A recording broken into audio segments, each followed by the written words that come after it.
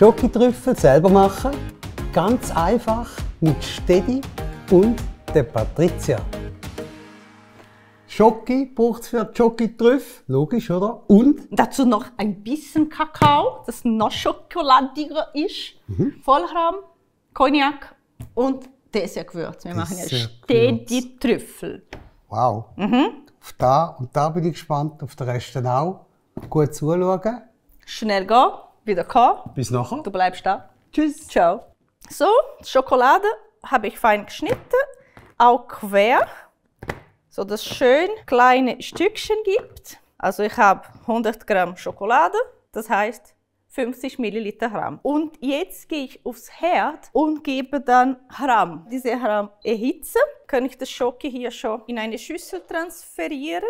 Schon toll, wie Schokolade riecht, gell? Rahm ist heiß. Das kann ich hier jetzt über das Schoki leeren und wirklich ganz schnell umrühren, bis ich eine glatte Masse habe. Hier wird die Schokolade aufgeschmolzen. Ich mache hier noch Dessertgewürz. Wir machen hier Stedi-Trüffel. Ich rühre nochmal. Das Ganze bekommt schon einen interessanten Glanz.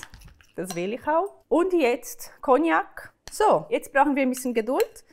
Diese Mischung kommt in den Kühlschrank für einige Stunden, mindestens 2. Und dann können wir nachher schöne Kügeln machen.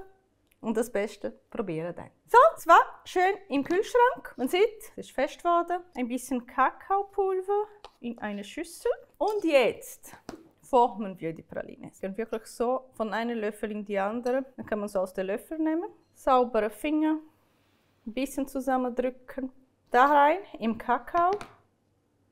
Und so haben wir wirklich wie eine echte Trüffel. Wow. Ich komme mir vor, Egal wenn ich welche, Geburtstag hätte. Wow. Musst du ein bisschen, guck mal wie cremig. Die heimmachen. Ich habe mit der Zunge dran gebissen quasi. Wow.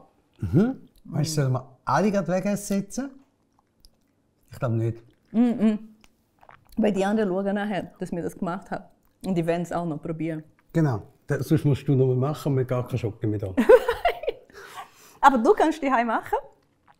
Probier's. Liken, kommentieren, wie immer. Schreibt, wie es gefallen hat. Die heim. Und bis nächstes Mal. Schokige Grüße. Ciao zusammen. Ciao, ciao.